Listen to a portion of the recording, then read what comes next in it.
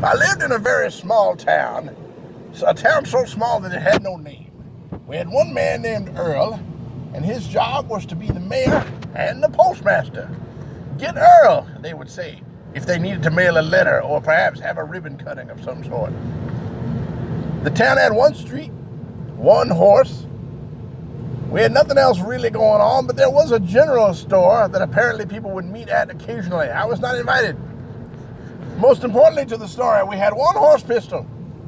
There was only the one horse pistol for curing what ailed you, for the sickness and the infirmities of life that plague many a man who is mortal, which is, of course, I guess, all of them, with the possible exception of the amazing Gerald, a circus performer I once knew, who I would swear was immortal because of his ability to ingest almost anything, up to and including cigar butts and rebar, the steel reinforcement agent used on construction sites. That's a story for another time, I guess.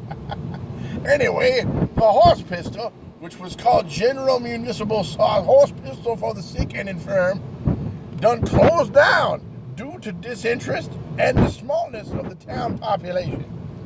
And so, as indicated in many NPR stories, we were forced to come to another arrangement, an alternative to going to the horse pistol. And so what we did was we died. We just laid down and died. We would get sick, you see, and we'd say, well, that's it, chums. I'm going to lay down here and die. I myself had laid down and died in 1977 and again in 1992. I can tell you it is a liberating experience. Basically what happens is you just lay down and die right there in the threshold of wherever it happens to be, and you tell your friends, well, if you need to get to the kitchen, step over me. Leave me alone because I've died. If you get lucky, maybe you feel better.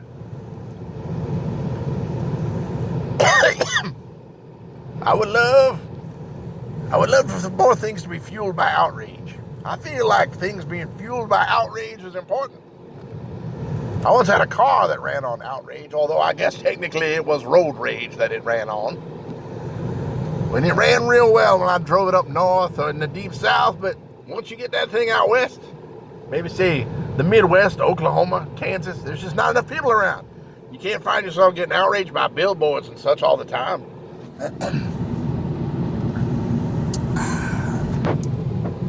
So the car eventually just stopped. It stopped working. I had to leave it in the middle of Kansas, near the vanishing point of the horizon, which I might add is helpfully marked by the United States government. There's a sign. The vanishing point of the horizon, courtesy United States government. But if more things are fueled by outrage, I can picture a charming burlesque show, perhaps a 2-act affair, where they are fueled by outrage in the first act. Maybe towards the end of the first act, they become outraged by clothing. And then maybe in the second act, when they realize the source of their outrage, they begin removing that clothing. And as long as it's done in an artful and tasteful fashion, I feel like you could really have something going there.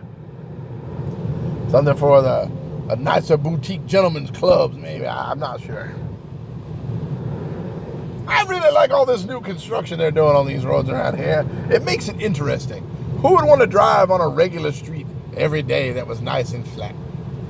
Now, if I could drive in a place that looks like 1980s Belfast, or perhaps modern-day Syria, that is quite a challenge. Here's some barrels here and a wide-open hole over there. It's a good time for driving.